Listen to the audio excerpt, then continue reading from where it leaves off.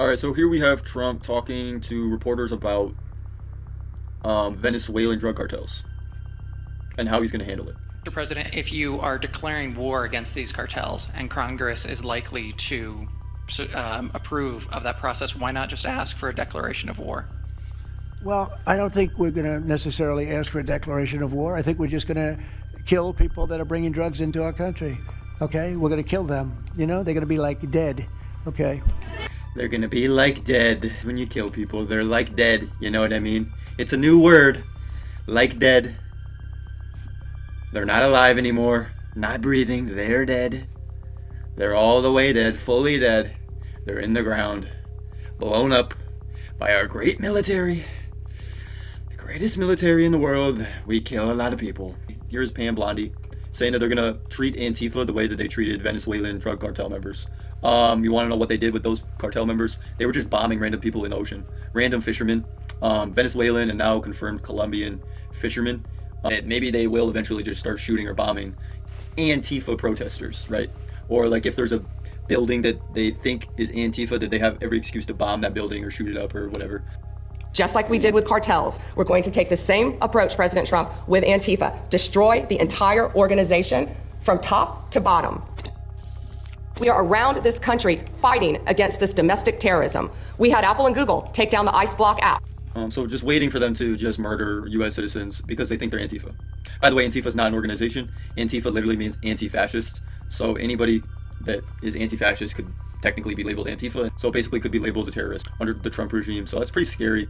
Apparently you're a terrorist now if you're against fascism. ICE obtains access to Israeli-made spyware that can hack phones and encrypted apps. Not great. Not great. Pretty Orwellian, I would say. But what's new under this Trump regime? When it is successfully deployed against a target, the hacking software called Graphite can hack into any phone by essentially taking control of the mobile phone. The user, in this case ICE, can not only track an individual's whereabouts, read their messages, look at their photographs, but also open and read information held on encrypted applications. Spyware like Graphite can also be used as listening device through manipulation of the phone's recorder. By the way, like the NSA could do this already if they wanted to. They've been caught doing this. I think Amazon got caught doing this too with their camera things. But now it's in the hands of an Israeli company, an Israeli-backed company. So that's not fantastic. If you know anything about Israel and the IDF right now. Yeah, so basically, using this software, ICE can track where you are. They can record your conversations. They can look at your photographs. They can go into any app that they want. Now is the time to, honestly, paper and pen, man. Paper and pen. So yes, Big Brother is watching you. They are.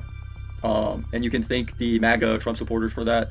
Thanks MAGA, thanks Trump supporters, thank you Trump administration for making America now a surveillance state. Big Brother is watching you now, so that's fantastic.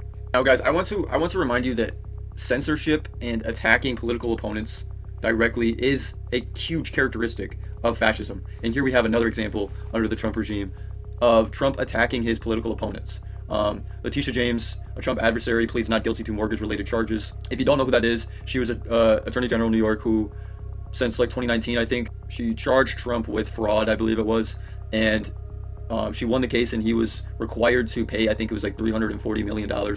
She is not the only one. They went after James Comey as well. Again, guys, this is just another characteristic of fascism. Trump going after people, abusing his power, and trying to arrest his political opponents. Here we have the head of propaganda, Stephen Miller. They're basically saying that he wants to arrest J.B. Pritzker. About your willingness and under what federal authority do you arrest a sitting governor? I understand the supremacy clause. I understand interference with a federal officer. Tell me how it works that he would make himself susceptible to being arrested.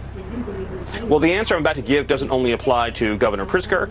It applies to any state official, any local official, anybody who's operating in an official capacity who conspires or engages in activity that unlawfully impedes federal law enforcement conducting their duties. So if you engage in a criminal conspiracy to obstruct the enforcement of federal immigration laws or to unlawfully order your own police officers or your own officials to try to interfere with ICE officers or even to arrest ICE officers, you're engaged in criminal activity. Different kinds of crimes would apply. There's obstruction of justice. There is harboring illegal aliens. There is impeding the enforcement of our immigration laws. And then as you get up the scale of behavior, you obviously get into seditious conspiracy charges, depending on the conduct, and many other offenses. So again, it depends on the action. It depends on the conduct. It depends on what is taking place.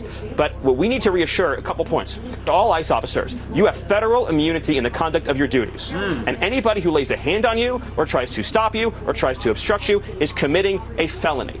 You have immunity to perform your duties, and no one, no city official, no state official, no illegal alien, no leftist agitator or domestic insurrectionist can prevent you from fulfilling your legal obligations and duties. And the Department of Justice has made clear that if officials cross that line into obstruction, into criminal conspiracy against the United States or against ICE officers, then they will face justice. JB. Dude, that guy is a fucking freak. So he wants to charge JB Pritzker with what? Like obstructing justice? Basically, if you don't let us do what we want to do as the Trump administration, we could charge you. Is basically what he just said. And he also just said that ICE has ultimate immunity. Ultimate immunity. They can do whatever they want as long as they can claim that, as long as they claim that they're doing their job. This is insane shit. Apparently ICE is above the law now. So that's great. The Trump Gestapo is above the law, apparently, according to Stephen Miller. So this is on like a more happy note, I guess. There was a requirement that all the questions and everything that was going to be said in the Pentagon by media had to be pre-approved by the Trump administration. And I think all the media outlets except one, even Fox News, said no, fuck that. And so here's them just walking out, not obeying with the restrictions. Even Fox News is not obeying these restrictions, not obeying with these rules. Crazy, man.